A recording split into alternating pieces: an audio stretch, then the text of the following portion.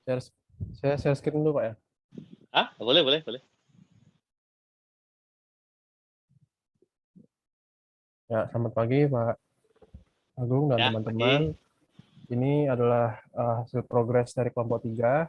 Kami menilai sebuah ruko di Jalan Imam Bonjol, Tebing Tinggi, Sumatera Utara. Koordinatnya sekian, luas bangunan 88, luas tanahnya 64 dengan jumlah lantai 2. Untuk pembandingnya ini Pak, lebih lengkapnya mungkin Mas Hero ya, coba dijelaskan gimana pembandingnya. Baik, Silakan. selamat pagi teman-teman. Perhatian, untuk data pembandingnya ini saya ambil di dalam satu jalan lintas gitu. Jadi dia kayak gini, misalnya saya pakai contoh annotation sebentar ya. Misal nih, ini jalan. Nah, ini jalannya agak nyerong gini. Nah, di sini tuh ada objek penilaian. Nah, ini objek penilaiannya. Di sebelahnya ada data pembanding. Di sini pun ada data pembanding lagi. Nah, ini yang saya lingkari objek penilaian ya. Nah, tuh objek penilaian. Di sini ada data pembanding. Nah, saya ngambil data pembandingnya itu dalam satu jalan gitu. Dan ngomong-ngomong ini tuh jalan lintas Sumatera Utara ya. Jadi nanti saya sharein ini, saya telusuri satu jalan ini, serep, kan? Ada dapat data di sini, di sini, di sini, dan di sini. Kurang lebih seperti itulah, kurang lebih. Jadi dia dalam satu jalan gitu. Sebenarnya ada banyak objeknya Pak, ada banyak objek pembandingnya yang mungkin bisa saya ambil, cuman dia lingkungannya nggak relevan. Lingkungannya itu cenderung di pinggiran kota atau terlampau di tengah kota. Jadi saya rasa tidak cocok sebagai acuan pembanding gitu. Oke, mungkin saya ini yang objek pembanding 1 ya. Ini transaksinya terjadi di tahun 2014. Kebetulan objek pembanding 1 ini itu sejenis dengan objek penilaian. Ngomong-ngomong, foto objek penilaiannya ini gara-gara ruko saya sendiri, ruko apa mama gitu kan. Jadi kayak nantilah fotonya gitu. Tapi ada fotonya di apa? Di feed coba yang apa? Yang dari Gmaps. Nah, nih. Nah, ini objek pembandingnya tuh ini. Nih. Objek penilaian tuh ini gitu. Nah, oke, balik ke data pembanding. Nah, jadi objeknya tuh sejenis ya. Sejenis dengan objek penilaian antara pembanding dan penilaian. Transaksinya terjadi tahun 2014 ya. Ini data 16 transaksi juta. ya? Bukan Iya, penawaran transaksi, ya? Pak. Transaksi ya? Transaksi, tapi cuma satu yang dapat sih, Pak. Oke. Tahun 2014 nih. Ya, makanya tuh coba lihat ini. Luasnya nih, luas. Alah, agak mencet ya, sorry. Kayak gambar ikan. Luas tanah sama luas bangunannya sama. Udah gitu koordinatnya pun hampir sama. Karena memang deket-deketan. Jadi ya it's okay lah, enak gitu untuk membandingnya. Terus objek pembanding 2 tuh pas di sebelah ruko saya nih. Nah, nih. Objek pembanding 2 tuh nih. Luasnya juga sama nih kan, 4x16, 4x22. Dan BTW ini di sebelah saya ini dia posisi tanahnya tuh corner gitu. Jadi dia pas banget tuh di sewa sama Alfamart. Alfamartnya ngambil 2 gandeng, jadi langsung dia. Ini kenapa 30 juta sewanya? Karena saya asumsikan itu satu gandeng. Kalau misalnya dia 2 gandeng 60 juta. Itu udah saya tanya. Dan rukonya ini dijual 800 juta. Kenapa 800 juta? Karena dia berada di corner kali ya. Soalnya ruko saya sendiri, pas kemarin ditawari sama pemilik, BTW kami kan nyewa itu berapa ya? 30 juta setahun. Harga transaksi harga yang ditawarkan pemilik itu 750, tapi kalau Alfamart ini 800. Satu gandeng 800 juta. Kenapa 800 juta? Mungkin karena di pojok, jadi dia lebih enak gitu. Enak untuk buka usaha gitu ya. Nah, jalannya juga sama nih, sama-sama Jalan Soekarno-Hatta. Jadi enak lah sebagai pembanding. Terus geser Pit, banding 3. Nah, pembanding 3 tadi kan jalannya kan tekongan gini kan. Nah, pembanding 3 tuh di sini, di tekongan sini. Ini pembanding 3. Di sini objek penilaiannya, ini Alfamart, dan ini objek pembanding 1 gitu. Nah, untuk pembanding 3 dia lebih terarah ke daerah pedesaan sih sebenarnya. Cuman nggak terlalu jauh jaraknya dengan objek penilaian, makanya harga sewanya pun agak turun ya, 23 juta. Untuk luasnya mirip-mirip. Rata-rata ruko-ruko di kota saya sendiri itu lebar depannya tuh 4 meter. Belum selama saya nyari di sepanjang jalan tuh nggak ada yang 5 gitu kan. Entah kenapa ya, mungkin memang rata-rata orangnya pengen 4 gitu ya, biar hemat space dan bisa banyak bangunan. Terus juga nggak jauh beda nih ya titik koordinatnya dengan objek penilaian karena memang deketan. Nah, di sini dapatnya itu harga sewa, nggak dapat harga transaksi maupun harga penawaran karena memang dia dibangun untuk disewa kata pemiliknya. Kami nggak jual bos katanya gitu. Kalau bos mau apa silakan sewa, bos mau buka usaha apa katanya. Terpaksa saya bilang saya buka ayam penyet gitu. Oke. Terus yang keempat nih. Nah, coba yang keempat, Fit. Yang keempat itu jauh. Tadi kan ini. Ini. Sebenarnya ini objek penilaian, ya, objek penilaian. Ini ada jalan di sini. Nah, dia persimpangan nih, pertigaan di sini.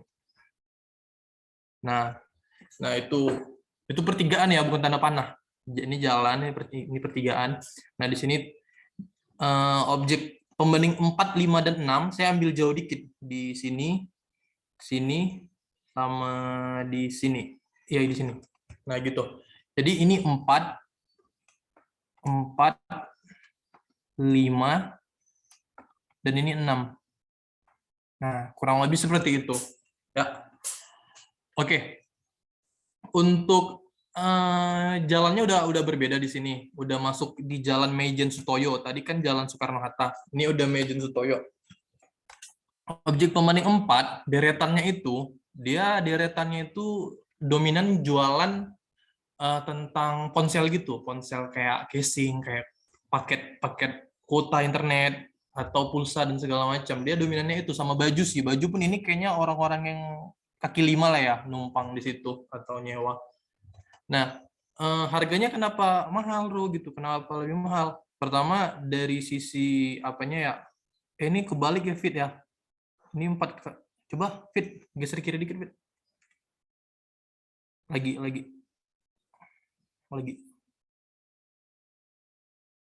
Ini kebalik kita, Fit. 4x22 tanah harusnya. Nih. Yang ini.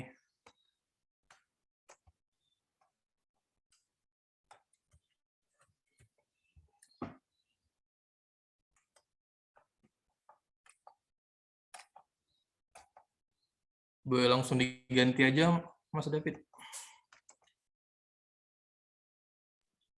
Ganti keterangannya aja lebih gampang kayaknya daripada ganti geser-geser angkanya. Iya. Enggak, tapi di sebelahnya udah beda, Pak.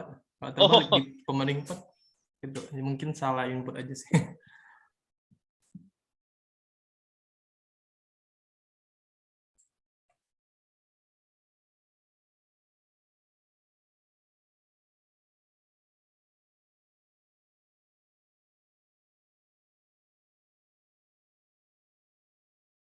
Nah, mantap. Oke. Coba ke atas lagi. Oke. Kenapa dia lebih mahal? Kenapa dia nyentuh angka 900 ya? Mungkin nanti kita bicaranya di penyesuaian kali ya. Kenapa dia bisa 900? Terus ada pembanding 5, dia satu jalan juga sama objek 4. Terus geser lagi, Fit, ke 6. Nah, ini yang objek pembanding 6, kenapa ada 1 M? Kan kaget kita kan, loh kenapa bisa 1 M, Bro, gitu. Jadi ratusan juta. Dia karena 3 lantai, gitu. Nah, untuk pembanding 5, kita itu dapat harga sewa juga. Sewanya itu 40 juta. Untuk pembanding 6, dapat harga sewa 45 juta. Gitu. Untuk yang pembanding 4, sebenarnya ini tadinya 950 juta. Ditawari sama brokernya atau ownernya. Terus kayak nego-nego gitu kan, Pak, saya di sini mau serius Pak usaha gitu Pak gitu kan. Jadi sampai sekarang diteror gitu. Ditanya gitu kan. Jadi negonya 900 juta gitu. Nah, kurang lebih seperti itu. Mungkin lebih jelasnya nanti di tabel di kertas kerja penilaian pendataan pasar kali ya. Bisa kita jelasin tentang penyesuaiannya gitu. Kenapa ini bisa 950, kenapa ini bisa 850, kenapa yang tadi di ruko saya sama-sama 2 lantai itu cuma di 700 gitu. Oke. Mungkin pendekatan data pasar Ada yang mau jelasin dari kita, kelompok kita? Boleh sih, nanti bantu ininya aja. Apa namanya, penjelasannya itu. Oke, masuk deh ke pendengar pasar. Oke. Nah, ini dia pendekatan data pasarnya. Jadi Pak, nanti kami di sini tuh mau nyoba 2 pendekatan. Pertama itu pendekatan data pasar, kedua pendekatan pendapatan, karena berhubung kami dapat data sewa terkait objek penilaian dan objek pembanding. Nanti kedua nilai itu bakalan kami kayak refleksikan dengan apa yang terjadi di kenyataannya. Tadi kan ditawari sama pemilik ruko mama saya 750 gitu kan. Mana yang lebih mendekati itu mungkin yang cenderung bisa dijadikan patokan indikasi nilai. Oke, objek penilaiannya itu ya itulah kan Jalan Soekarno-Hatta, ya ini jalan-jalannya nggak terlalu kita lihat banget di situ. Oke, yang pertama ini kita mau nyesuaiin jenis data, ya jenis datanya. Di sini tuh ada jenis data nih. Nah, pertama tuh ada data transaksi, selebihnya penawaran, gitu.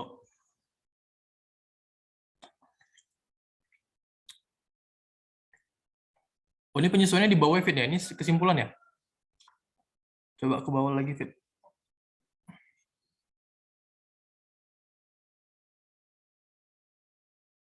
Yang jenis data nih, jenis atas sedikit lagi.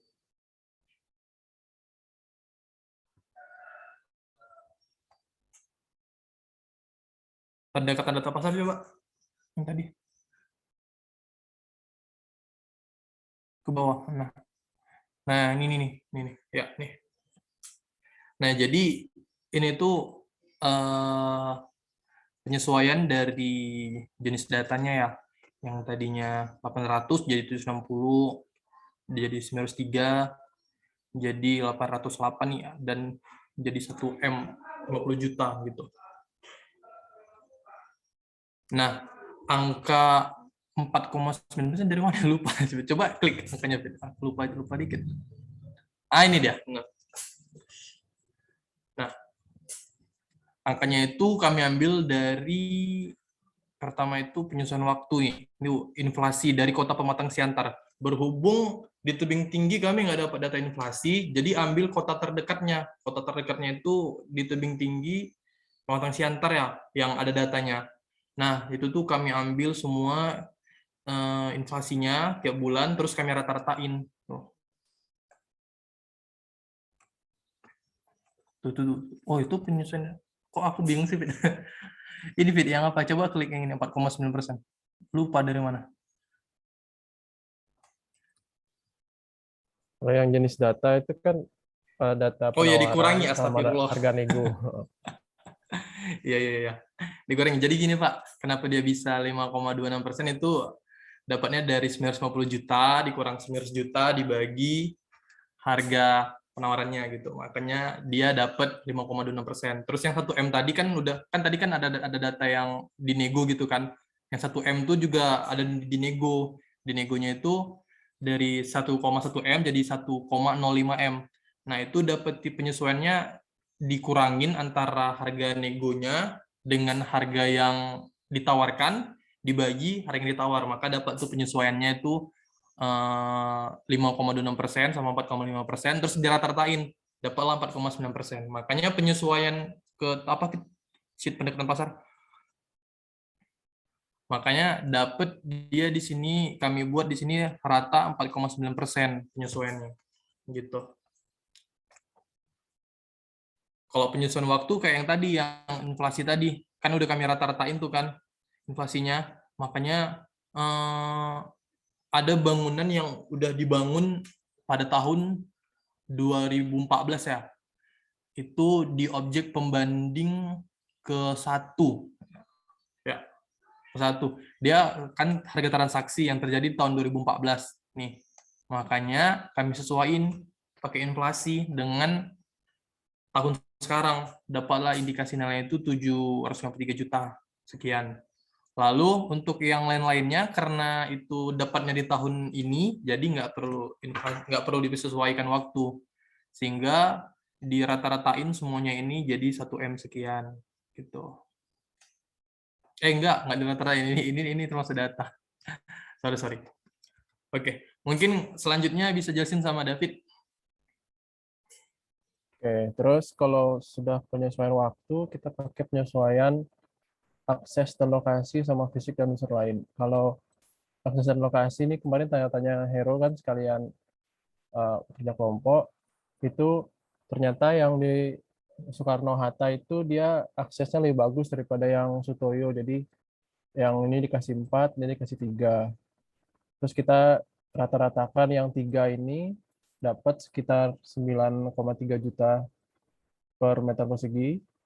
Kalau yang 4 ini sekitar 7. Oh, mungkin ini ada perbedaan di ini ya Pak. Mungkin kami masih bingung yang untuk meter perseginya apakah ruko diubah ke meter persegi ataukah dia diukur per meter persegi tanahnya atau per meter persegi bangunannya. Kalau per meter persegi tanahnya, dia malah yang 4 ini lebih rendah gitu. Mungkin nanti bisa dikoreksi. Jadi sekilas seperti itu, nanti kita sesuaikan di sini. Ini yang berbeda. Minus 17,20% ini dari penyesuaian 9 ke 7. Ini mungkin nanti bisa dikoreksi. Kemudian untuk fisik dan unsur lain, kita pakai scoring. Kita pakai 4 faktor, kondisi bangunan, kemacetan, keramaian, dan polusi udara. Kondisi bangunan ini dari umur sama keadaan bangunannya. Kemudian kemacetan, katanya Hero, nggak ada, sama-sama aja. Keramaian, yang di Maijen Sutoyo katanya lebih ramai sedikit, sama polusi udara ini kemarin karena pabrik, apa kemarin Pak? Pabrik karet ya, apa itu yang dekat Soekarno-Hatta. Jadi dikasih 2 di sini. Terus kita jumlahkan, terus dapat penyesuaian masing-masingnya. Kita masukin ke sini. Terus dijumlah, dapatkan harga sekian.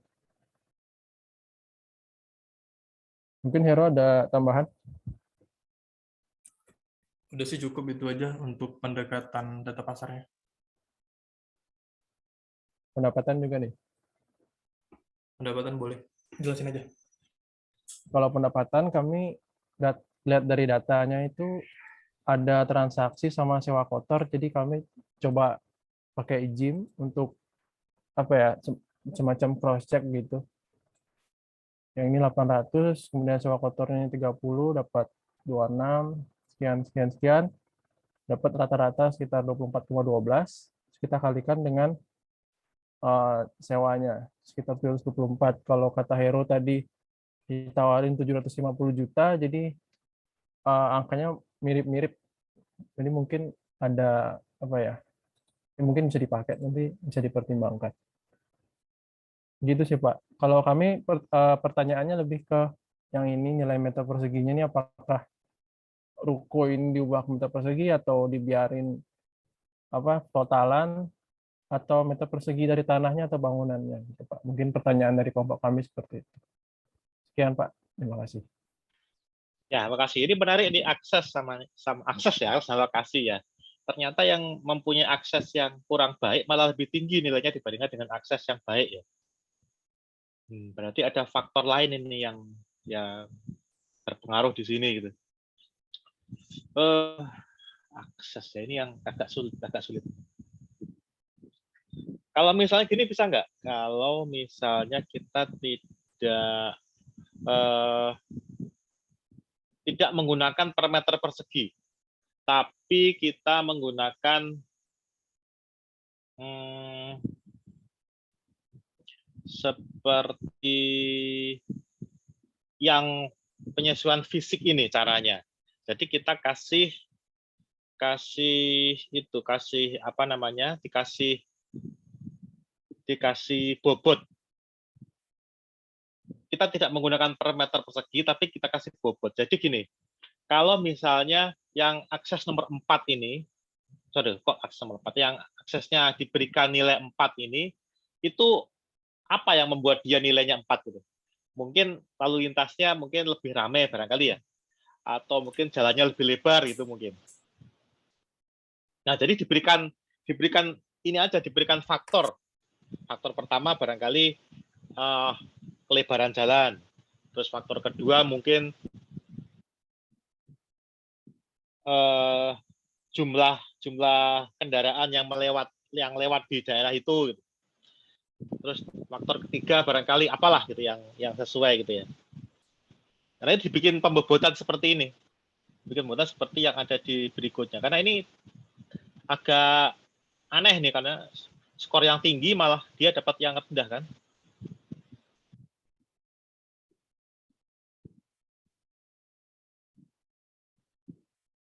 Nah, coba kalau bikin seperti itu bisa nggak? Kepotong tadi. Sebenarnya begini Pak, yang di aksesnya lebih banyak apa ya tadi, yang di Jalan Soekarno itu kan kenapa aksesnya lebih banyak? Karena dia di persimpangan, jadi banyak dilewati kendaraan. Tapi kalau yang di Jalan Stoyo, dia itu ramai gitu Pak. Malam Minggu anak-anak pada lewat situ. Tapi kalau yang di Soekarno tadi karena banyak jalan aja gitu bisa diakses gitu sih Pak. Dan cenderung yang lewati itu kayak supir-supir truk kebanyakan gitu, supir-supir bus gitu. Nah, ini kalau begitu kita mesti nanya ke diri kita sendiri.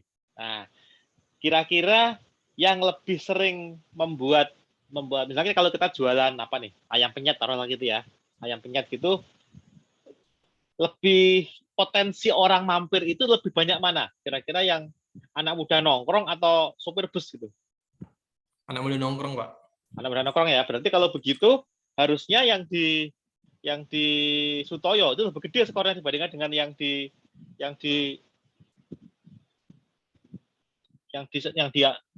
Soekarno-Hatta ya, Soekarno-Hatta gitu.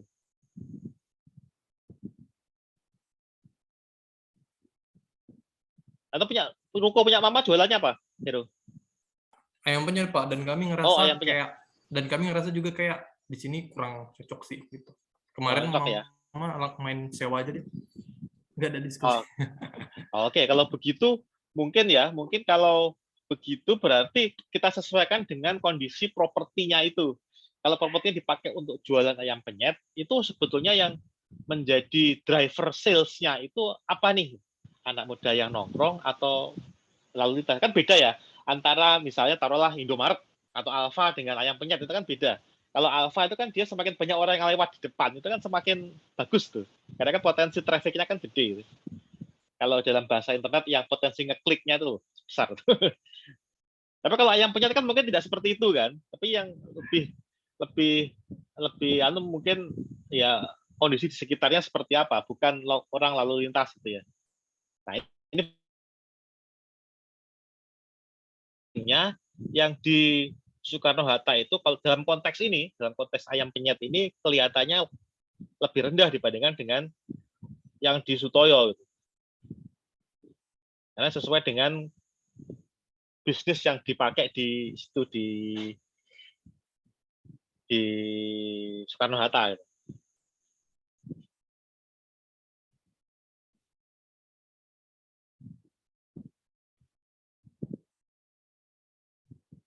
Kebayang nggak kira-kira? Kebayang Pak. Faktor seperti yang di bawahnya itu, seperti lokasi gitu. Nah, seperti unsur fisik itu.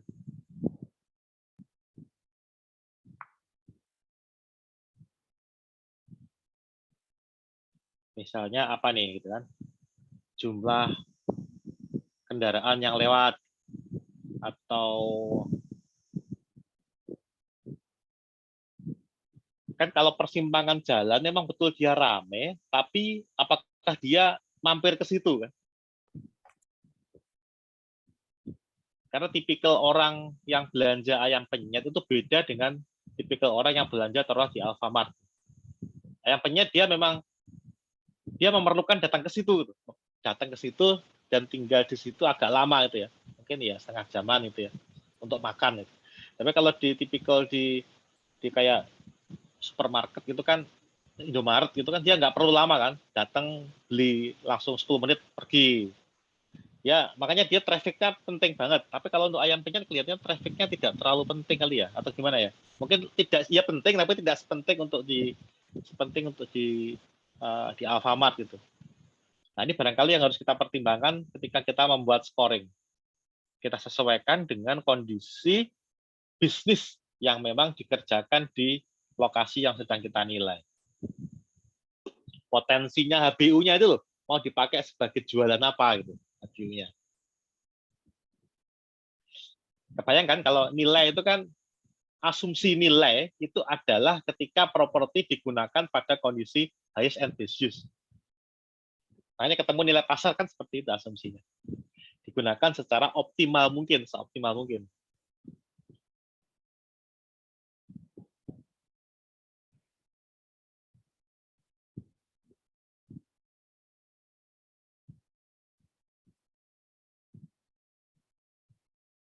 Ini yang barangkali yang membuat dia lebih tinggi dibandingkan dengan yang di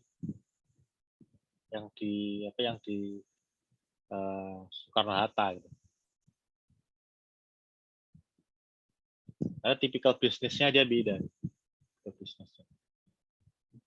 Jadi nanti yang menjadi basis penyesuaian itu bukan lagi rupiah per meter persegi, tapi quality score seperti yang dilakukan pada berikutnya, seperti yang dilakukan pada di sini yang menjadi basis penyesuaian.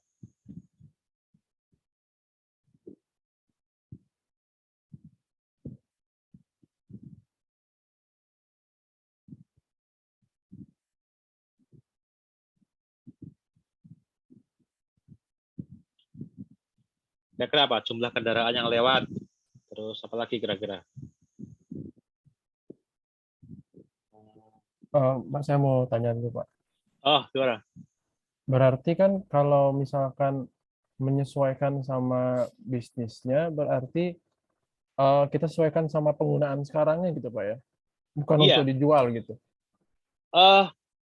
sebetulnya bukan penggunaan sekarang sih, tapi ya betul sih penggunaan sekarang. Tapi sebetulnya lebih dikaitkan pada highest and best use sebetulnya. Kalau sekarang ini misalkan ya, HBU-nya sebenarnya apa nih? Oh, HBU-nya sebenarnya untuk, misalnya nih, HBU-nya kita dapat misalkan harusnya dia dipakai untuk minimarket harusnya. Gitu. Tapi kondisi sekarang dia dipakai sebagai restoran, sebagai ayam penyet. Oh, ini kan berarti nggak HBU kan? Nggak HBU. Nah, berarti ini kita lihat apakah yang nanti, kan gini, kalau kita kembali kepada pendekatan profit misalnya, di pendekatan profit itu kita melihat sewa itu didasarkan pada omset yang masuk. Semakin tinggi omset yang masuk, maka orang akan berani membayar sewa yang mahal. Nah ini kan kita melihat bahwa ternyata omsetnya itu lebih, kalau tidak HBU kan omsetnya lebih rendah. Nah berarti kita harus melihat bahwa potensi income yang didapat dari ruko pada kondisi sekarang ini ya, kita kan ngelihat pada kondisi existing sekarang itu dipakai sebagai apa? Oh, sebagai rupaya. HBU-nya harusnya apa? Oh, HBU-nya harusnya sebagai minimarket. Oh, berarti kan tidak optimal ini sebetulnya kan? Tidak optimal. Makanya kita melihat bahwa yang tidak optimal ini membuat kondisi yang nilainya malah lebih rendah dibandingkan dengan ini malah lebih tinggi ya. Nah, lebih rendah dibandingkan dengan yang kondisi optimal kalau misalkan dia dipakai sebagai minimarket. Karena kita sesuaikan dengan kondisi yang sekarang dipakai pada tanggal penilaian. Dia dipakai sebagai apa nih? Karena kita kan harusnya kita mulai dari analisis HBU kan. Kalau kita tahu bahwa HBU-nya itu untuk ruko dipakai sebagai restoran itu dia kurang dibandingkan dengan ruko sebagai minimarket, maka kita tahu bahwa omset yang akan diperoleh dari minimarket itu lebih tinggi dibandingkan yang omset dipilih sebagai restoran. Sehingga sebetulnya potensi nilai pasar ketika dia existing tetap dipakai sebagai restoran, maka dia akan lebih rendah dibandingkan dengan kalau dia dipakai sebagai minimarket. Jadi kita tetap harus mengaitkan dengan kondisi yang sekarang dia dipakai, Mas. Karena disitulah nanti kita akan tahu sebetulnya dia kemampuannya menghasilkan duit berapa sih ini ruko ini berapa sih gitu.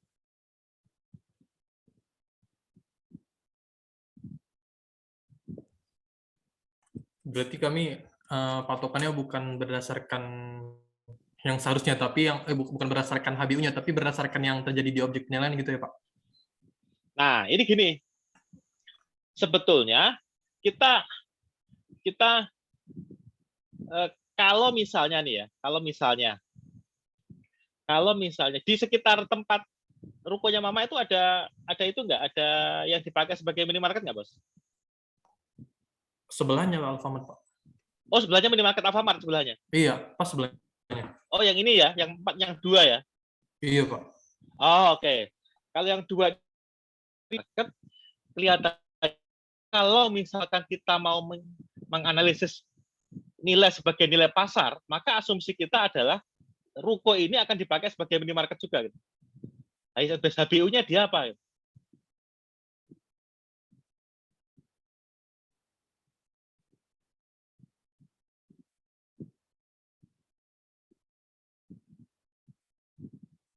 Di sini dia yang pembanding 2 ini 800 juta ya penawarannya dia.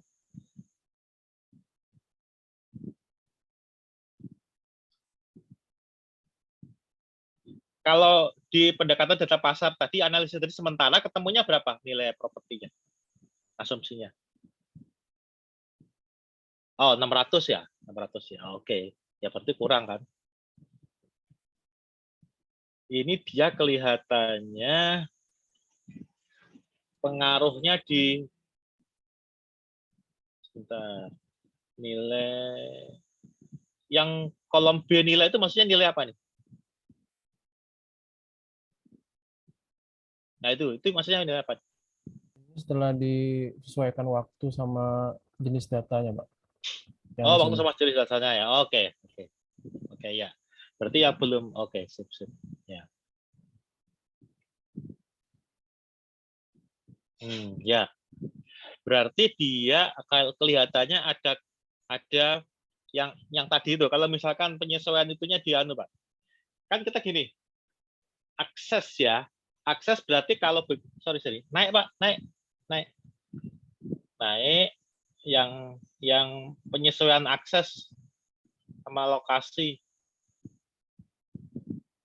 Nah, yang ini berarti kalau pembanding 2 yang Indomaret tadi mana yang ini yang itu ya. Nah, berarti seharusnya untuk pembanding 2 itu dikasih adjustment berapa persen?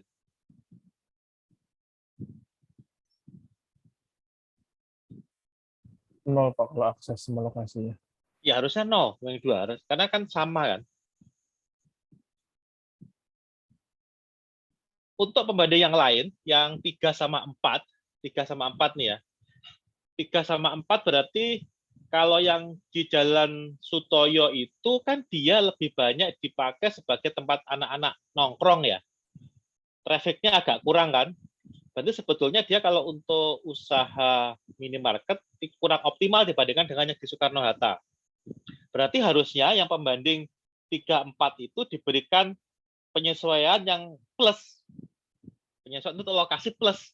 Karena dia kondisinya harus di-upgrade untuk bisa sampai kepada kondisi di Soekarno-Hatta.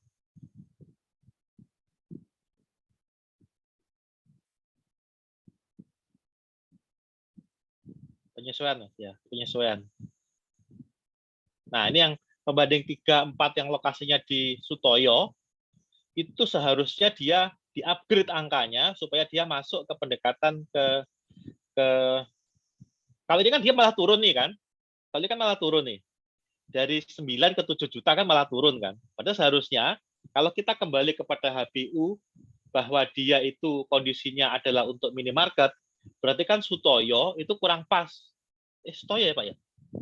Kalau dibandingkan dengan Soekarno-Hatta itu, yang ya itu harusnya dipluskan supaya dia ketemu ke angka dinaikkan itu, yang pembanding 3, 4, 5. Sehingga dia tidak 7 juta lagi, tapi dia malah naik gitu. Karena dia kan kondisinya lebih lebih sepi kan dibandingkan dengan yang ada di Soekarno-Hatta.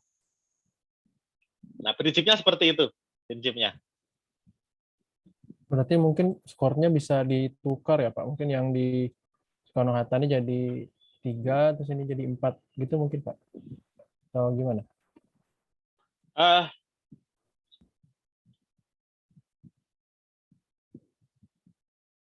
skornya bener gitu, Mas. Tapi kita mengupgrade 3 menjadi 4 tuh. Skornya bener seperti itu. Skornya bener. Karena kan kondisinya kurang bagus kan, yang Sutoyo kan, dibandingkan Soekarno-Hatta kan.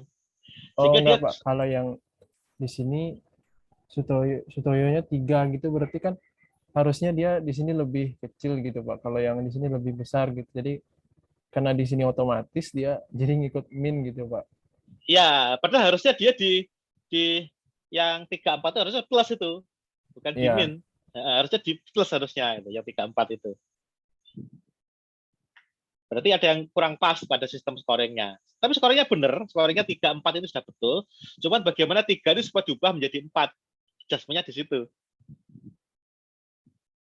Jadi kita pakainya yang ini aja, pakainya yang pakai faktor-faktor yang quality score ini, nggak usah pakai yang persentase, nggak usah pakai yang nilai per meter persegi.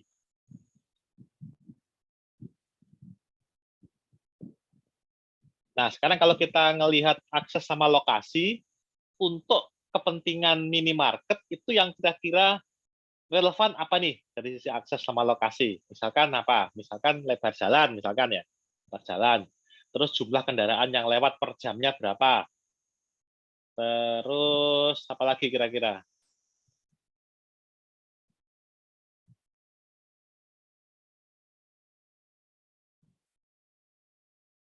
Kemudian parkir bisa.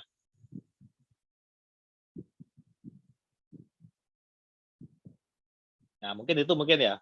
Mungkin 3 itu aja mungkin.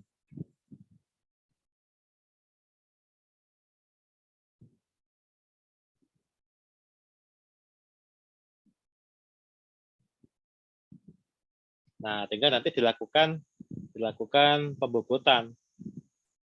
Intinya nanti adalah supaya yang pembanding 3, 4, 5 itu dia posisinya dipluskan, dinaikin, di-upgrade supaya dia mempunyai karakteristik yang sama dengan 1 sama 2. Intinya seperti itu intinya. Nah, nanti sistem scoring ini harus mengikuti kondisi seperti itu, sistem scoring.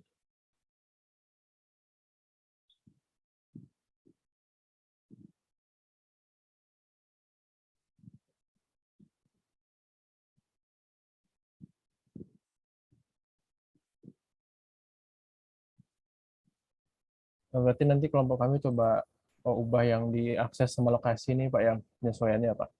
Ya, jadi nanti di sini yang di penyesuaian ini intinya nanti adalah bagaimana caranya supaya pembanding 3, 4, 5 itu dia di-upgrade.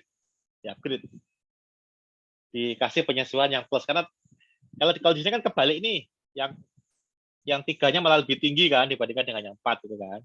Padahal seharusnya 3 ini lebih dikasih adjustment yang lebih tinggi dibandingkan dengan yang dikasih supaya naik gitu. Supaya naik.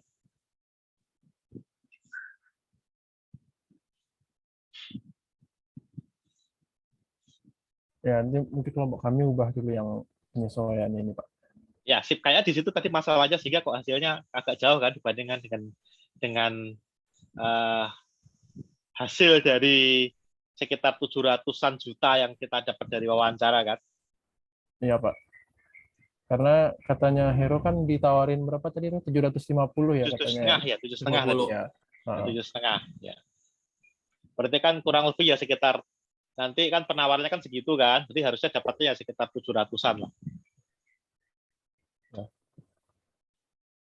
Kalau pendapatan menurut Bapak, kalau kami pakai metode JIM, apakah cukup menggambarkan Pak? Kalau misalkan kami paksakan dengan DCF, mungkin agak sulit karena kata Hero untuk dapat biaya-biayanya itu sulit.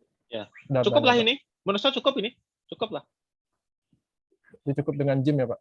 Cukup lah ini, karena kan gini, ini kan nanti intinya pendekatannya kan pendekatan perbandingan data pasar kan ya. Ya Pak. Ya kan, jadi ini sebagai cross check kan, yang ininya, yang income-nya kan. Cukup lah ini game seperti itu, cukup lah. Berarti kami tinggal mengubah yang penyesuaian akses sama lokasi ini, Pak ya? Ya, kayak di sini kayaknya masalahnya itu. Baik, Pak. Sebenarnya 600-an tadi ya. Terlalu rendah 600-an. Karena sekitarnya kan sekitar 700-an, 800. Antara 800 sampai 700 daerah situ kan.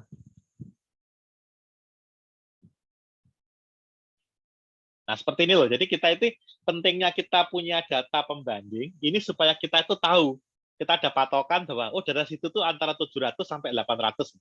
Jadi kalau kita ketemu di sini angkanya 617, kita jadi tahu bahwa oh terlalu rendah 617 ini. Yang mana nih masalahnya nih? Nah, jadi kita jadi tahu seperti itu karena kita jadi punya patokan. Nah, itu yang saya bilang kemarin sebetulnya inilah pentingnya kita memahami pasar di daerah situ, pasar properti di daerah itu. Jadi kita tahu kalau kalkulasi kita itu kayaknya kurang pas, kita jadi tahu kan. Kebayang nggak kira-kira? Kebayang kan? Bayang, Pak. Kebayang, Pak. Ya kira-kira seperti itu kira-kira. Ya memang kita tahu hasilnya dulu baru cari hitung-hitungannya sih kalau penilaian itu memang. Seperti ngisi SPT kan begitu. Kita tahu pajaknya mau bayar berapa dulu baru kita otak-atik omsetnya ketemu berapa.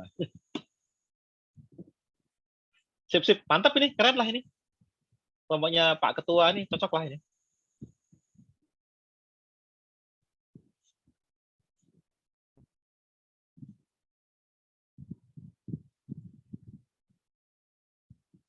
Berarti PR-nya ya, kita tinggal sedikit aja kita tambahi ya. Untuk yang mungkin penyesuaian jenis data, penyesuaian akses lah.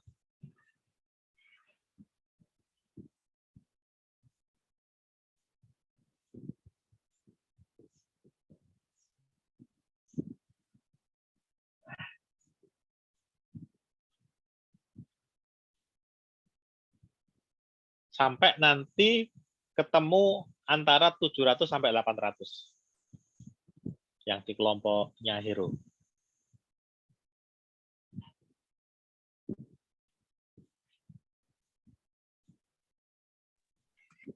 Baik, Pak. Nanti kami cross check lagi, Pak.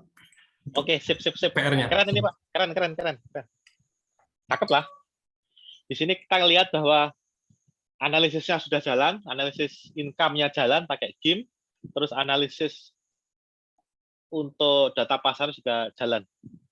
Cocok, mantap. Terima kasih, Pak. Saya stop share ya, Pak. Oke.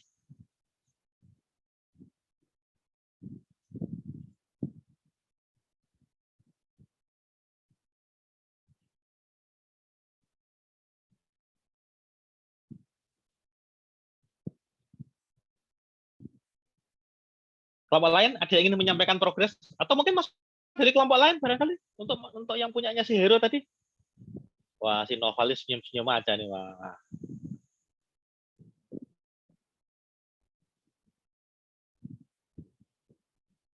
Bu Devi Permatasari, ada yang perlu disampaikan untuk melihat sebagai input atas kelompok Hero tadi, hasilnya kelompok Hero, kelompok 3.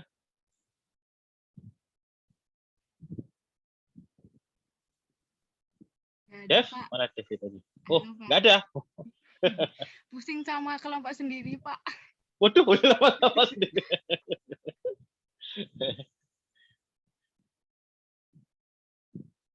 Harold. Mana Harold nih? Oh, ini ada Harold. Jaket penilai. Wah, Harold.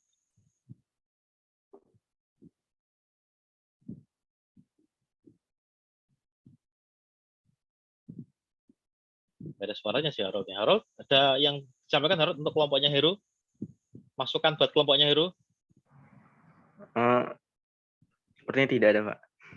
Oh, tidak ada. Yang lain tidak ada mau ngasih masukan ke punyanya Hero nih? Waduh, Mbak Esti, kakak kelas saya. Esti satu kelompok kami, Pak. Iya, Pak. Waduh, kakak kelas saya nih.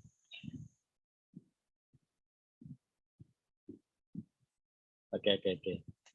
Wilis, aman Wilis? Pak, saya tanya Pak. Boleh, silakan. Saya kan yang perbandingan data besar pakai regresi Pak. Saya Oke. setkin ya Pak. Ya. Oh, ini cara lain lagi nih, cocok lah. Macam-macam.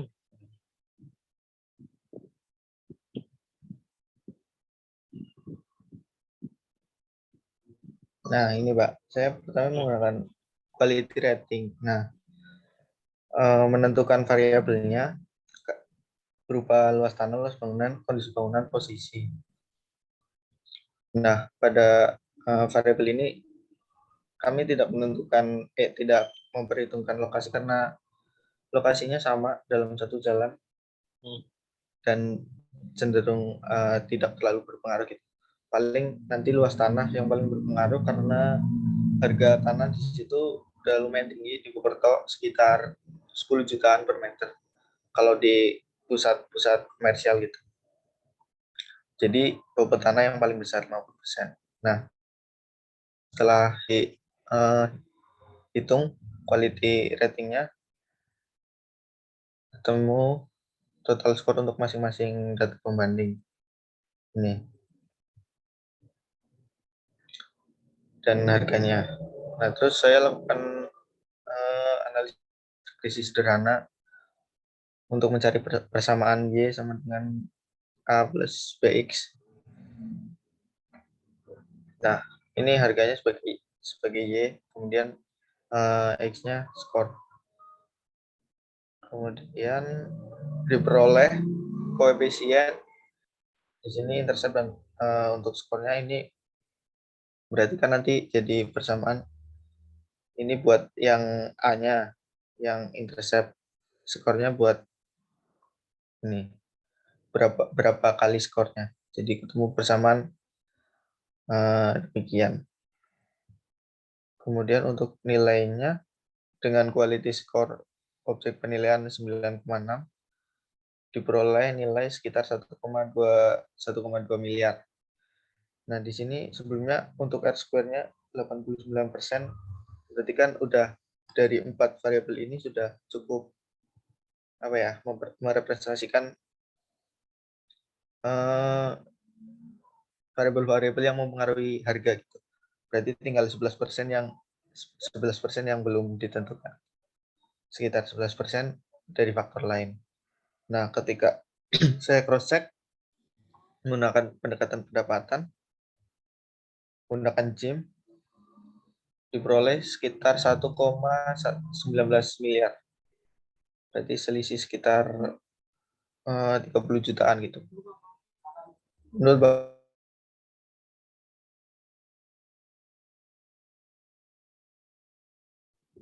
Nah, Mas Wilis, angka sekitar 1,1 ini kalau di daerah situ masuk akal nggak?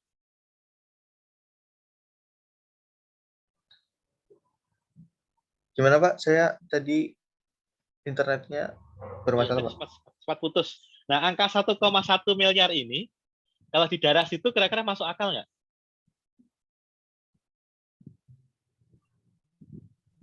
Ini dari data pembanding 4. Oh ya, sebentar. Nah, ini dari data pembanding 4. Luas tanahnya 90 dan luas bangunnya 160, dijual 1,2 miliar. Oh, oke. Nah, hampir mirip. Ya mirip lah ya berarti ya. Mirip lah berarti kan. Ya masuk akal ini, Bos. Ya, udah cocok ini. Kalau menurut saya udah cocok ini. Hasil dari income kan 1,2 tadi. Hasil dari pakai quality rating nanti berapa?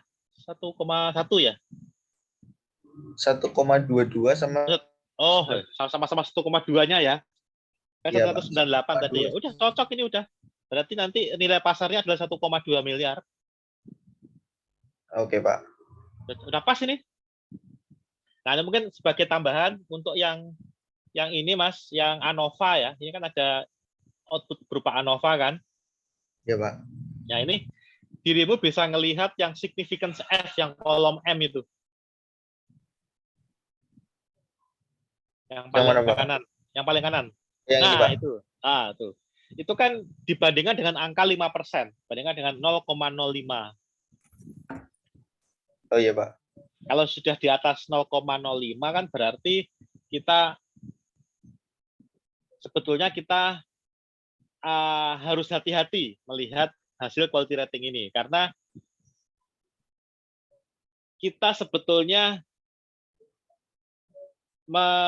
mendapatkan ada bukti walaupun ini buktinya ini tergantung kepada ada bukti walaupun agak lemah bahwa sebetulnya model yang Anda pakai ini kelihatannya masih kurang oke.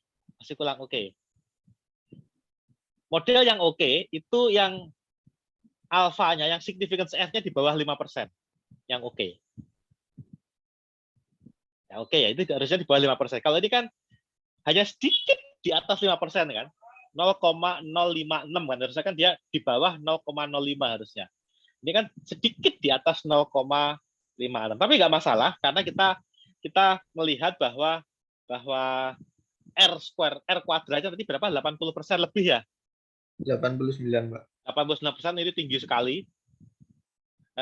R kuadratnya tinggi sekali, terus kemudian kalau kita kembali kepada pendekatan pendapatan pakai GIM ya, bukan pendapatan, kan kita dapat angka yang tidak jauh berbeda gitu ya, sehingga kelihatannya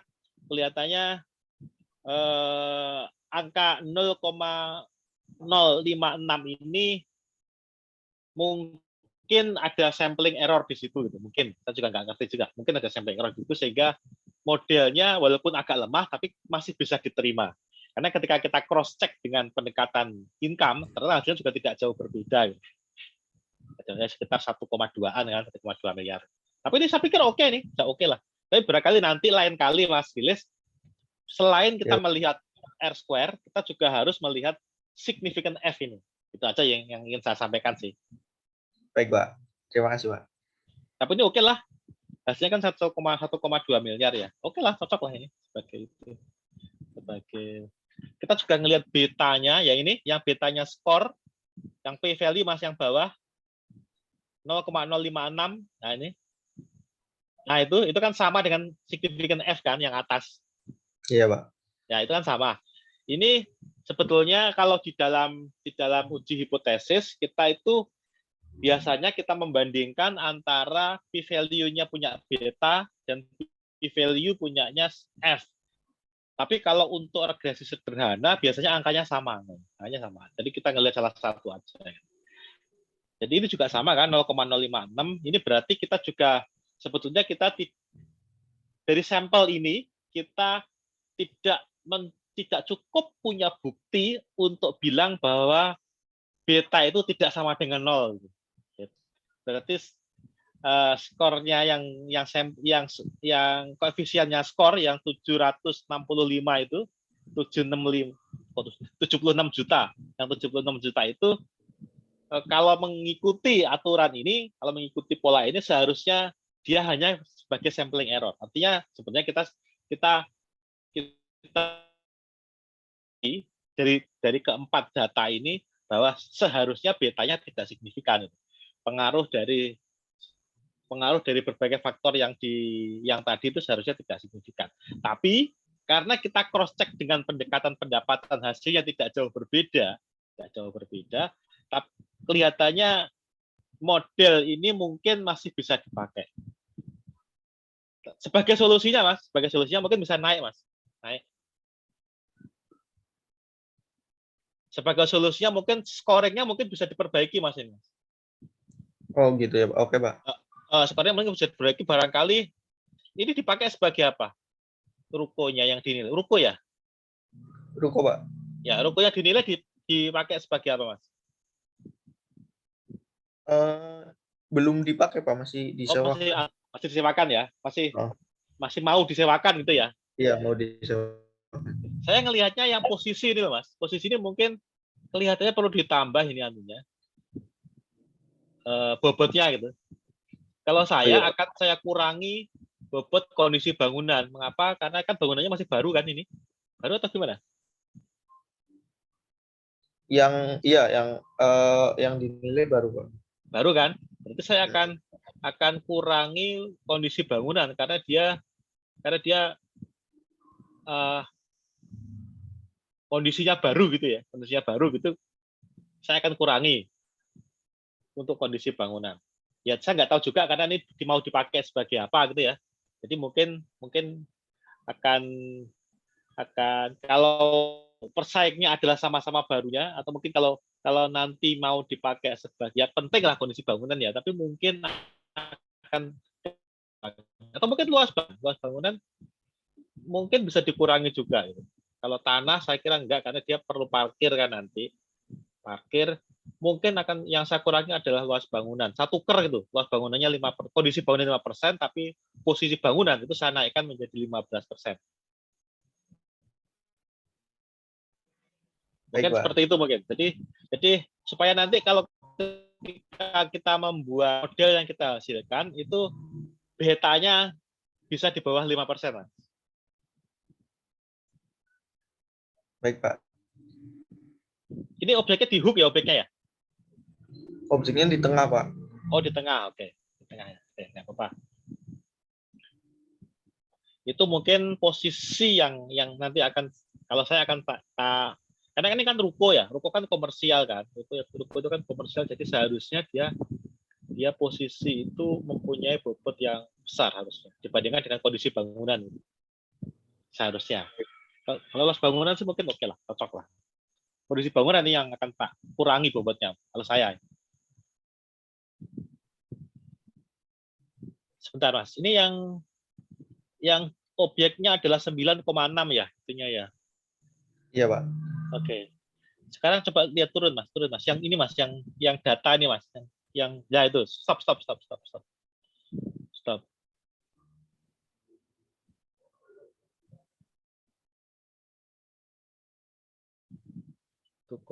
oh iya ada masuk akal sih. Masuk akal sih ini udah. Oke, masuk akal. Ya, udah masuk akal. Ya barangkali, tapi mungkin inilah. Barangkali mungkin yang masih bisa kita lihat ya scoring untuk kondisi sama posisi. Jadi yang mungkin masih bisa kita lihat.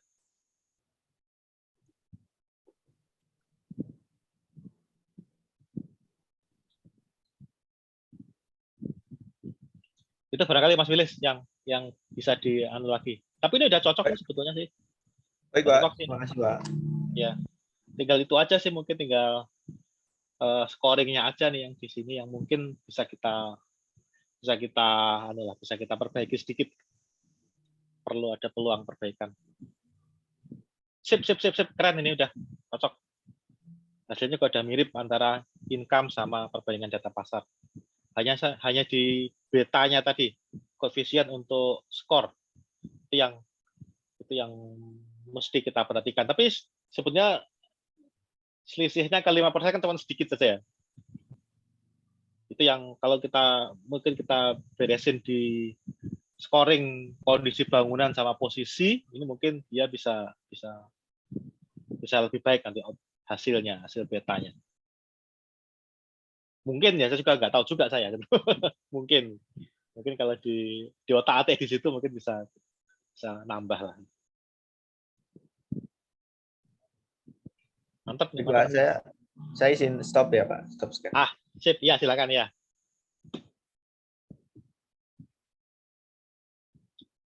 Yang lain ada komentar untuk kelompoknya Wilis, untuk punyanya Wilis sama punyanya Heru?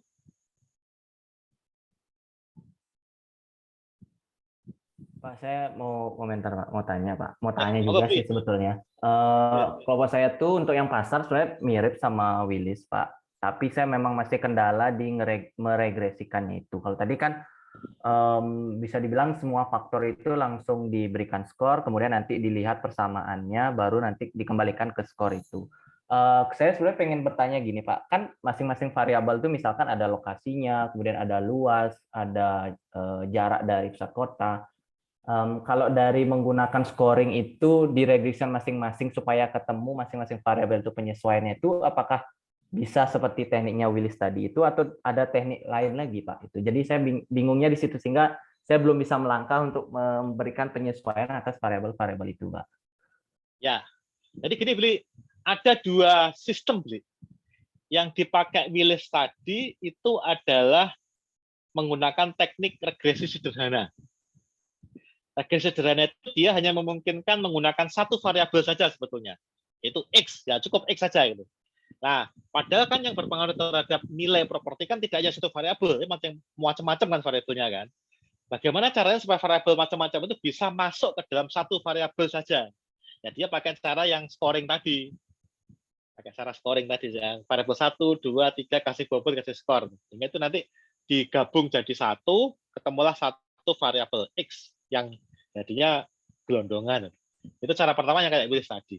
Cara kedua itu kita pakai pendekatan yang namanya regresi berganda. Itu variabel yang independen, ya, variabel prediktornya itu tidak hanya satu, tidak hanya X saja, tapi X1, X2, X3, X4. Nah, kalau punyanya Willis itu misalkan ya dia pakai kondisi bangunan, luas tanah, luas bangunan, sama posisi itu kan 4 ya. 4 ini dia scoring, terus dia kasih bobot, terus dia dipaksa masuk menjadi satu variabel X. Tapi untuk regresi berganda dia tidak begitu. Dia langsung setiap variabel ini dijadikan X. Jadi nanti X-nya ada 4 tuh. X1, X2, X3, X4. X1-nya dia luas tanah. X2-nya luas bangunan. X3-nya posisinya mungkin bisa dibikin skor itu mungkin ya. Terus X4 itu apalagi tadi kondisi bangunan gitu. Itu mungkin bisa dipakai skor juga. Nah, begitu Bli. Masing-masing jadi X1, X2, X3, X4. Jadi nanti persamaan regresinya adalah nilai tanah sama dengan skor kali beta 1 ditambah posisi kali beta 2 ditambah luas bangunan 4 plus apalagi itu plus beta 0. Terus koefisiennya berapa, seperti itu Bli. Yang benar yang mana? Yo sama-sama benar ya, sama-sama benar ya. Yang dipilih yang mana? Ya terserah. Ya, yang dipilih yang mana terserah. Silakan aja. Iya Pak, soalnya masih di situ udah agak masih abu-abu gitu, yang mana ya pakai, ya udah deh Pak. Nanti yang paling mudah aja bisa. Yang paling mudah aja, yang paling mudah. Karena kan macam-macam Bli. Tekniknya kan dalam macam lah itu. Kita pakai yang paling mudah aja. Karena kan tidak kita menggunakan teknik yang ribet, bukannya ribet, yang kelihatannya rumit, canggih, itu juga belum tentu hasilnya baik loh, belum tentu juga itu. Nah ini ada teknik menentukan koefisien itu menggunakan yang namanya analisis path, jadi pakai jaringan itu, pakai jaringan. Jadi ini mempengaruhi A, mempengaruhi B dikasih panah itu, B mempengaruhi C kasih panah. Nanti ada rumus tertentu untuk ngitung panah itu sebetulnya nilainya berapa itu. Nah, itu analisis path seperti itu. Jadi nanti hasil juga koefisien B1, B2, B3, B4 itu hasilnya. Tapi lebih ribet lagi rumusnya. Tapi tidak menjamin bahwa itu hasilnya paling akurat, enggak juga gitu. Enggak tahu juga. Jadi ya kita pakai cara yang aja yang sebisa mungkin yang sederhana tapi akurat gitu. Ya, sederhana tapi akurat. Ya buat apa kita pakai cara yang ribet tapi hasilnya malah nggak karuan kan? Buat apa? Karena gini, semakin kompleks teknik nilai yang kita pakai, kita juga akan susah kita menjelaskan kepada orang lain. Orang lain ini siapa? Orang lain misalkan ya klien kita, terus atasan kita, atau mungkin wajib pajak, atau barangkali auditor pemeriksa gitu. Semakin sulit juga kita menjelaskan karena mereka belum tentu mempunyai pengetahuan atas teknik yang kita pakai itu. Itu Bli. Jadi ya saran saya adalah KISS, keep it simple gitu aja. Baik Pak, terima kasih Pak. Bikin yang sederhana aja, nggak usah yang aneh-aneh lah. Karena yang semakin susah, semakin canggih teknik juga tidak berarti menjamin semakin akurat hasil penilaian kita kok. Jadi ya udahlah santai saja. Dia punya Willis tadi saya kira keren itu karena dia menggunakan dua teknik yang berbeda tapi memperoleh hasil estimasi nilai yang tidak jauh berbeda gitu. Berarti kan data yang dia pakai untuk menghitung nilai, menghitung estimasi nilai itu datanya sudah benar ya, bukan benar sih ya, tapi datanya sudah mencerminkan kondisi pasar gitu.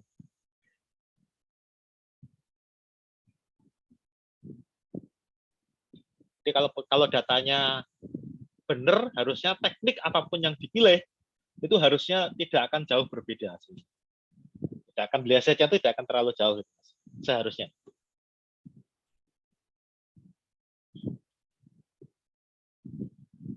Itu bos, banyak kok teknik untuk nilai properti itu. Ini yang kita lihat kan statistika sederhana, regresi sederhana, terus nanti tadi ada yang menyampaikan berencana menggunakan regresi berganda, terus ada juga yang pakai neural network gitu, wah ini lebih ribet lagi. Ada yang juga pakai machine learning itu, lebih riweh lagi. Macam-macam sekarang yang dipakai, macam-macam. Dan itu hasilnya juga belum tentu lebih akurat dibandingkan dengan teknik sederhana yang kita pakai.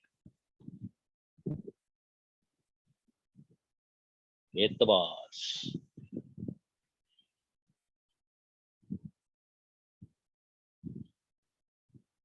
Yang lainnya? Pak, saya mau nanya terkait uraian penyesuaiannya. Saya mau share screen ya, Pak. Ya.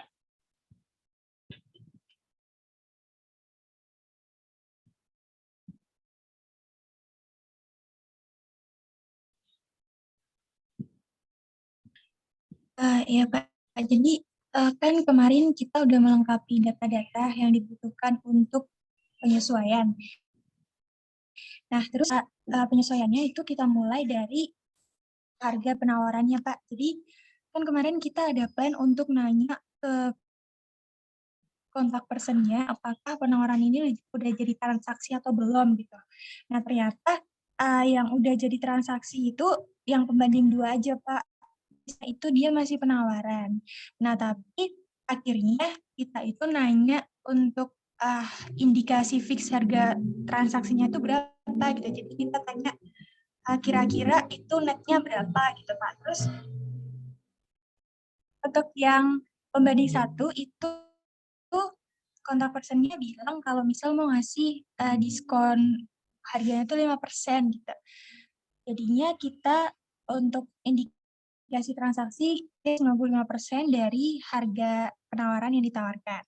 Dan untuk yang pembanding 3 itu nggak bilang sih Pak diskonnya berapa, tapi ya 2M, netnya 2M. Jadi kita pasang indikasi harganya 2M. Terus untuk waktu transaksinya itu kita pakai penyesuaiannya pakai untuk yang penawaran kan masih di 2021, jadi kita nggak adjust di waktu penawaran, tapi kita adjust di pembanding 2 itu karena transaksinya 10, jadi kita bawa ke 2021 untuk inflasinya 3,5% pakai suku bunga Bank Indonesia, jadinya penyesuaiannya segini. Yang selanjutnya itu jarak terhadap pusat keramaian dan indikator-indikator lain itu kita pakainya cara gini Pak. Jadi misal jarak pusat keramaian itu nanti ini berapa, terus kita cari max, min, terus selisih, nanti kita akan kaliin dengan harga per meternya, terus dapat penyesuaiannya segini. Kalau kayak gitu oke nggak Pak? Atau lebih baik switch ke rating atau gimana? Nggak apa-apa, Tias. Ini oke aja nih. Yang penting hasilnya. Hasil akhirnya berapa nih hasil akhirnya? Udah ketemu hasilnya belum? Udah. Udah. Hasilnya akhirnya berapa? Nah, ini 1,4 ini ya? Ya. Jadi rencana kita itu kan pakai ini Pak tadi. Kayak misal ini, terus untuk yang transaksi pakai yang suku bunga Indonesia. Dan yang lain-lain sama sih Pak metodenya. Terus kan karena ini kita ambil pembandingnya itu di satu jalan yang sama, itu di Jalan Gajah Mada semuanya. Jadi untuk lebar jalan, terus aksesibilitas, dan lain-lain itu kurang lebih sama. Jadi kita nggak adjust di situ, dan kita adjustnya di variabel-variabel dasar yang fundamental seperti luas tanah, luas bangunan, terus lebar muka depan, dan indikator lain gitu Pak. Jadi kurang lebih seperti ini. Terus kita jumlahin penyesuaiannya berapa persen. Cari absolutnya, terus indikasi nilai. Untuk proporsi kita ambil dari sini, Pak. Nanti kita bagi, jadi ketemu objek, segini, terus kita kalikan, dan dapatnya segini, Pak. Terus kalau kita kan juga rencananya itu mau cross check pendapatan itu pakai DCF, discounted cash flow. Nah, tapi rada susah gitu Pak nyari informasi terkait expense, maintenance, dan lain-lain. Jadi akhirnya kita cross check-nya itu pakai GIM. Nah, kemarin juga kan Pak rencananya itu mau pakai himpunan data follower yang banyak itu ya. Nah, tapi untuk yang di domisili Bandar Lampung itu datanya kayak kurang proper gitu Kak. Jadi ada yang nggak diisi gitu. Misal sewanya tuh nggak diisi, terus apanya tuh nggak diisi. Jadi kurang reliable gitu kalau misal kita pakai untuk perbandingan. Nah, akhirnya kita pakai perbandingan yang lain yang bisa kita temukan di sekitar ya di Bandar Lampung gitu. Terus untuk GIM-nya itu dinilai 1,417 dan untuk yang pasar 1,420, Pak. Nah, pertanyaan saya seperti itu. adalah, ya, pertanyaan saya adalah angka sekitar 1415 itu untuk ruko yang dinilai sudah masuk akal atau belum? Yes. Iya, Pak. Kalau misal kata Sinta kemarin yang ada di Bandar Lampung, itu harganya sekitar 1-2 M, tergantung misal ada yang 2 pintu gitu, Pak. Ada yang 2 pintu itu biasanya bisa nyampe 2M gitu. Tapi untuk itu rata-rata 1-1,5 gitu. Nah, di sini kita untuk objek penilaiannya itu ambil yang 1 pintu, yang ini bisa dijual ini ya, Pak. Ini. Terus yang pembandingnya itu kita pakai juga yang 1 pintu semua gitu. Kalau untuk secara general di daerah itu menurut kami sudah rasional. Cocok ini udah. Kalau udah angkanya udah pas ya, oke Ya Pak, aja. kalau untuk penyesuaiannya oke-oke aja ya Pak ya. Nggak Oke perlu, aja nih, nggak masalah ya. Ya. Oke ini udah oke nih. Dia diri ngelihat dari itu kan, dari jarak kan yang jadi basisnya Ya. kan ya. Ya jarak kan. Ya nggak masalah, oke aja. Jarak dari keramaian, terus luas tanah, luas bangunan, oke aja sih, nggak masalah. Nggak masalah sih, nggak masalah. Oke Pak. Cocok ini udah, cocok juga ini. Baik Pak, sampai sini belum ada pertanyaan apa-apa sih Pak, lancar-lancar aja. Sip ini, sip. Keren. Wah, ini udah oke banget ini. Tiga presentasi ini udah oke banget ini.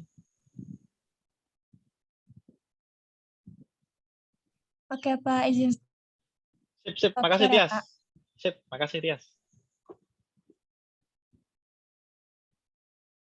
Wah, ini punyanya Willis tadi keren, punyanya Hero juga bagus, Tias ini juga oke. Tadi Mas Bli juga kayaknya arahnya juga udah masuk arahnya gitu. Udah oke nih kayaknya nih. Wah, cakep nih kelas ini.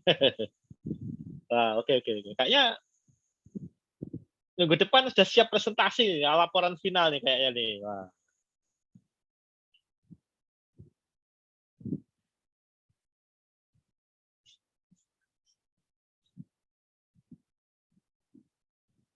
Bagaimana nih yang lain nih? Ada yang mau disampaikan nggak nih? Waduh. Jeremy. Satu kelompok sama Tias, Pak. Dulu sama Tias. Wah. Seno? Seno mana Seno? Iya, Pak. Wah. Aman, Sen? Aman, Pak. Sama kayak kemarin, Pak, perkembangannya, Pak. Oh, gitu. Ada masukan nggak buat kelompoknya Willis, Tias, terus Hero? Aman, Pak. Jadi ini juga referensi saya kalau misalkan mau nyoba yang lain juga, Pak.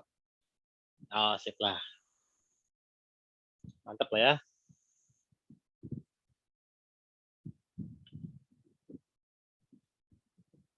Kelompok lain ada yang ingin disampaikan perkembangan-perkembangan yang berlaku, wah, yang ditemukan. Cinta aman, Cinta? Aman, Pak. Dirimu aman-aman aja. Sama kayak Tias, Pak. Aduh. Ada yang ingin disampaikan? Kelompok-kelompok lain?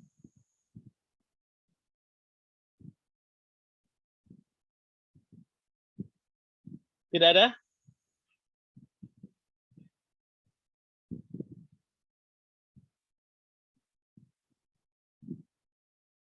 Kalau tidak ada, berarti kita ketemu lagi minggu depan ya. Sudah presentasi minggu depan. Sudah presentasi mengenai laporan penilaian, ya kan? Anda ada waktu seminggu ini untuk menyiapkan laporan penilaian plus presentasinya. Oke, nanti minggu depan akan ditunjuk aja secara acak gitu ya, random. Secara acak. Jangan lama-lama. Mungkin kita diskusi presentasinya mungkin ya 10 menit saja. Yang lama adalah nanti kalau ada masukan-masukan. Jadi minggu depan itu semifinal, bukan semifinal, bukan final tapi semifinal. Artinya Anda masih ada waktu untuk memperbaiki lagi. Misalkan kelompok 1 itu dia presentasi apa gitu kan. Kelompok 2 lu kok gitu sih gitu. Harusnya gini dong, apakah sebaiknya begitu. Nanti kelompok 1 bilang, "Oh, oke, berarti kita tambahkan." Enggak masalah seperti itu. Jadi kita mencari masukan untuk minggu depan. Dari anggota kelompok, dari anggota sesama kelas, dari kawan-kawan yang lain. Mungkin demikian, Bos ID sudah saya taruh di chat. Kalau Anda masih menggunakan Zoom ini untuk bikin breakout room, untuk diskusi dan seterusnya. Otherwise, kita ketemu lagi minggu depan, mulai presentasi ya, secara acak. Ini sudah pertemuan ke-12, minggu depan, iya, 9 lagi. Oke, sip. Petrus, ada yang sampaikan Petrus? Pak Petrus ini. Mana Pak Petrus tadi? Petrus habis ketemu Bu Menteri, Pak. Oh iya kan, kemarin dia itu kan, yang medsos kan? Iya dong, Pak. Terus ini luar biasa dia. Dapat sangu nggak dari Bu Menteri? Terus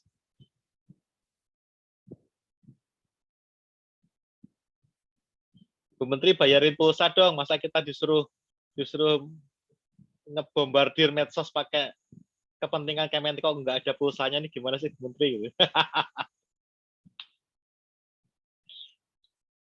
Jadi kemarin ceritanya begini tuh, yang kegiatan yang dengan Bu Menteri itu. Sekitar mungkin sebulan yang lalu lah ya, sebulan atau 2 bulan yang lalu lah. Satu dikontak salah satu kawan. Kawan ini adalah dia mendapatkan order dari Biro KLI untuk Biro KLI dan si Pak Justinus untuk bagaimana kita menggunakan teman-teman di stand ini sebagai mengoptimalkan teman-teman di stand untuk membantu menyampaikan konten-konten yang terkait dengan keuangan negara gitu.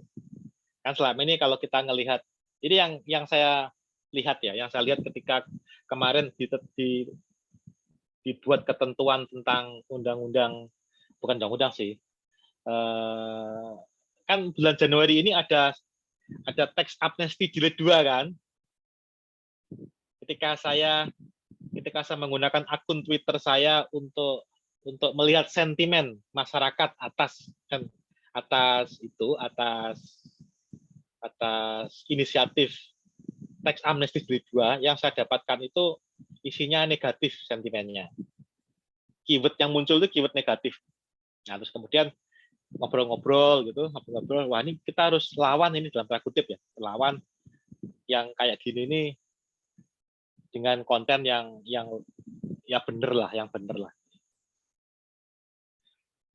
Biro KLI sebenarnya sudah ada pasukan yang mengerjakan konten seperti itu, sudah ada. Tapi kemarin yang jadi ide kita itu adalah bagaimana kalau teman-teman stand juga berpartisipasi membuat konten-konten yang seperti itu gitu. Akhirnya kita diskusi, terus kemudian Pak Justinus kemudian nelpon Pak Rahmadi sama Bu Evi gitu, untuk gimana kalau stand kita mahasiswanya kita ajak yang seperti itu.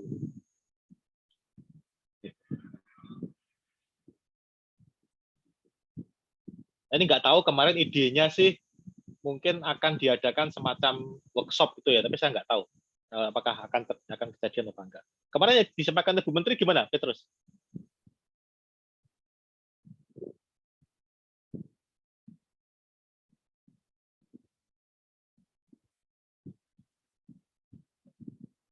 Nggak dengar, Petrus. Wah. Tes. Udah kedengaran belum, Pak? Dah, jelas sekarang. Oke, Pak. Jadi kemarin setelah selesai audiensi itu Pak, Bu Menteri kasih kepercayaan buat kami buat menyelesaikan proyek Pak yang udah kami sampaikan waktu itu.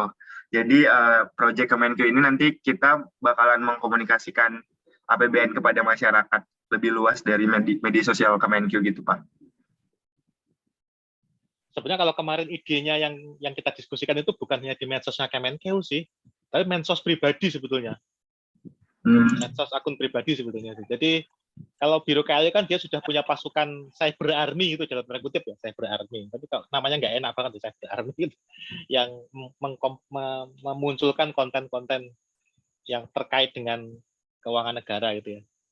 Kemarin sih sebenarnya idenya bagaimana kalau anak-anak STAN ini tidak mengikuti polanya si cyber army itu, tapi dia bekerja independently gitu, pakai akun pribadi dia, terus dia memasukkan konten-konten yang berbau positif atas keuangan negara gitu. Ya,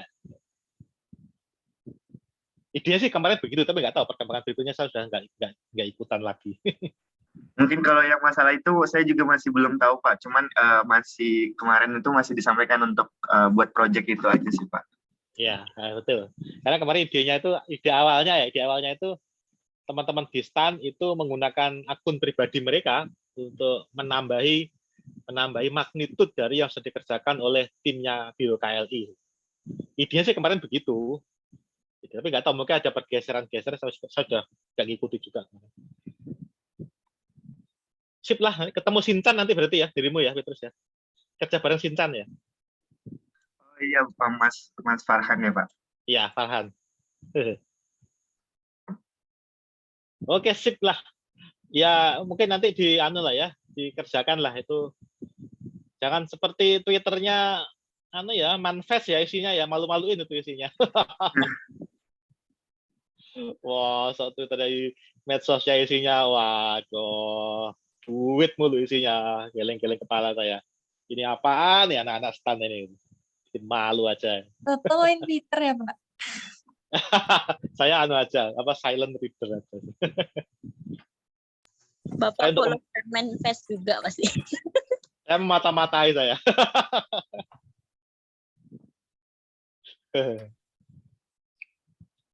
Pak mau nanya boleh Pak, tapi di luar konteks Pak. Ya, apaan? Kerja di BPKP enak nggak Pak? Loh, dirimu mau ngapain? Hero sih, mau Pak. ambil BPKP Pak. Aja Pak. Karena banyak yang bilang. Kenapa? Banyak yang bilang enak tuh jalan-jalan mulu gitu. BPKP itu kan isinya auditor ya. Kebanyakan di situ isinya adalah orang-orang akuntan kebanyakan lah. Kebanyakan akuntan. Jadi kalau memang betul dia itu isinya kebanyakan jalan-jalan. Kalau kerja di BPKP di kota besar Jakarta itu malah kurang enak. Karena ya mau kemana sih gitu. Kalau di daerah-daerah yang kebanyakan proyek, maksudnya gini, kayak misalkan kayak Mandalika itu kan ada proyek gede tuh. Itu BPKP biasanya masuk situ. Terus proyek tol itu kan tol Sumatera itu BPKP biasanya masuk situ BPKP. Kalau di Jakarta kan apa ya, praktis jarang. Jadi agak susah gitu kalau di Jakarta. Kalau penilai masuk ke BPKP ini ada plus ada minusnya. minusnya itu dirimu adalah bukan auditor, jadi akan agak perlu adjustment yang ekstra keras gitu, ada adjustment ekstra karena basic ilmuannya beda. Tapi ada nilai plusnya juga. Nilai plusnya adalah bahwa auditor itu sebetulnya mereka perlu penilai. Ini kejadian di DJKN ketika mereka melakukan revaluasi aset BUMN. Itu ada masalah karena antara auditor yang akuntan dengan penilai yang menentukan nilai aset itu berbicara dengan menggunakan bahasa yang berbeda gitu. Yang satu ngomong pakai bahasa Jawa, yang lainnya ngomong pakai bahasa Madura. Jadi kan nggak nyambung kan ya, nggak nyambung gitu. Nah ini kalau nanti ada dari kita yang kerja di BPKP, itu enaknya kita akan menjadi penguasa, dalam tanda kutip ya, penguasa yang bisa menjembatani antara teman-teman auditor dengan teman-teman yang menentukan nilai aset. Yang di neraca itu loh, neraca itu kan ada aset kan, ada aset itu kan kalau pakai IFRS itu kan harus ditentukan pakai menggunakan market value kan sebetulnya. Sebenarnya bukan market value sih, kalau di definisinya itu fair value definisinya. Ya, fair value itu definisinya itu sama dengan definisi market value yang kita pelajari di penilaian. Nah, di situ peluang bagi penilai main di situ.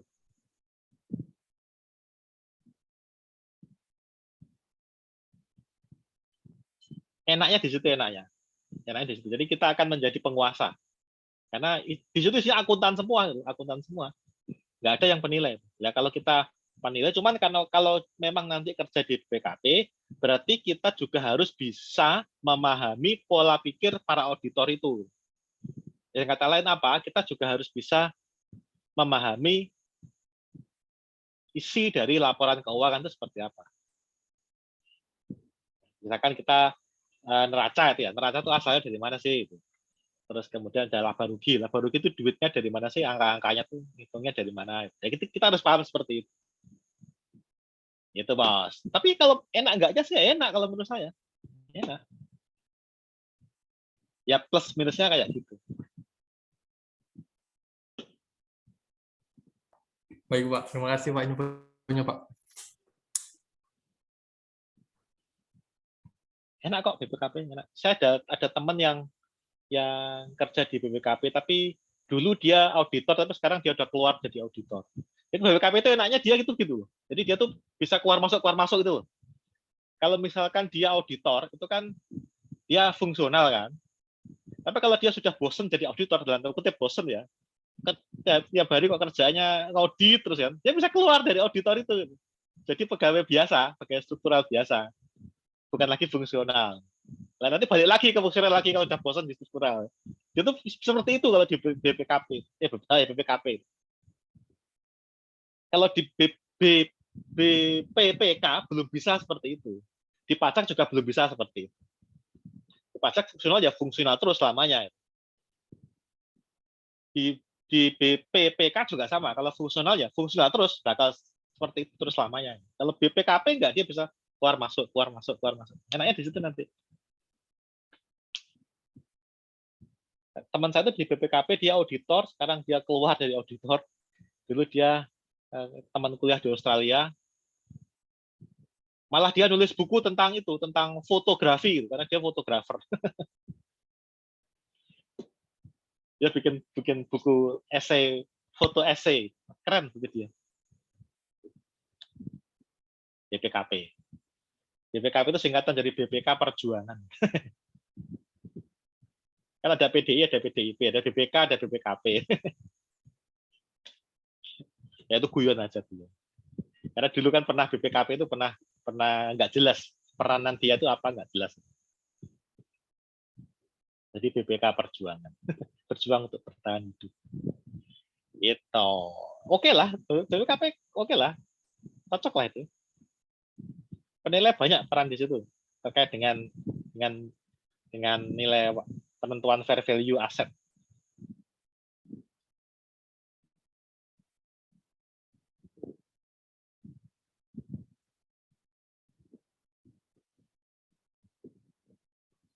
Lainnya aman? Aman semua? Itu bos. Minat dengan BPKP ya bos ya? Iya Pak, karena cerita senior gitu jadi kayak ya enak juga ya gitu.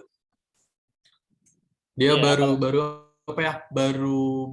Dia belum dapat NIP gitu Pak, belum dapat nomor induk pegawainya, masih OJT gitu, tapi udah ke Bogor, udah ke sini, udah ke situ gitu. Jadi kerjanya itu kayak cocok aja sama passion saya Pak.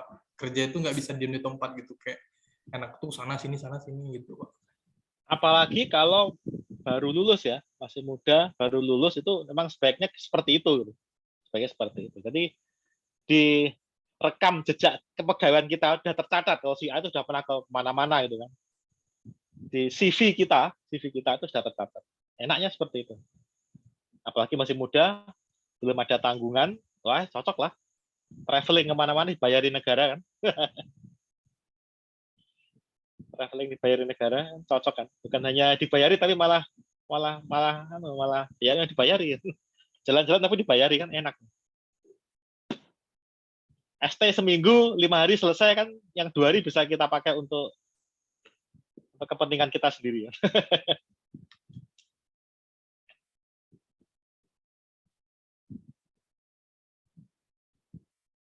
Itu bos. Cocok lah.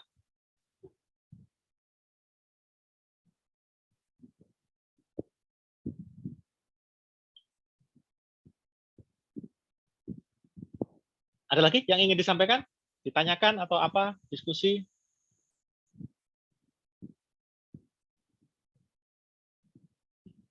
Kalau ada, kita ketemu lagi minggu depan. Ini breakout room. Kalau mau dibikin silakan. Host ID sudah saya tinggal di chat room. Nanti kita ketemu minggu depan sudah mulai presentasi ya. Presentasi hasil penilaiannya. Ini tadi tak lihat sudah ketemu beberapa apa yang disampaikan sudah ketemu angka kira-kira estimasi nilainya berapa. Keren-keren lah. Sudah siap minggu depan ini. Sip ya, kita ketemu lagi minggu depan ya. Baik, Pak. Apa tadi? Host ID sudah kepegang loh? Sudah di room chat, Pak. Ya udah di chat room. Nanti kalau mau klaim silakan diklaim. Mungkin demikian. Terima kasih. Saya tak memperbaiki soal ujian, soal UAS. Baik, Pak. Terima kasih, Pak. Terima kasih ya. Terima kasih. Terima kasih, Ketemu lagi minggu Pak. depan ya. Terima kasih, Pak. Terima kasih, Pak. Terima kasih Pak.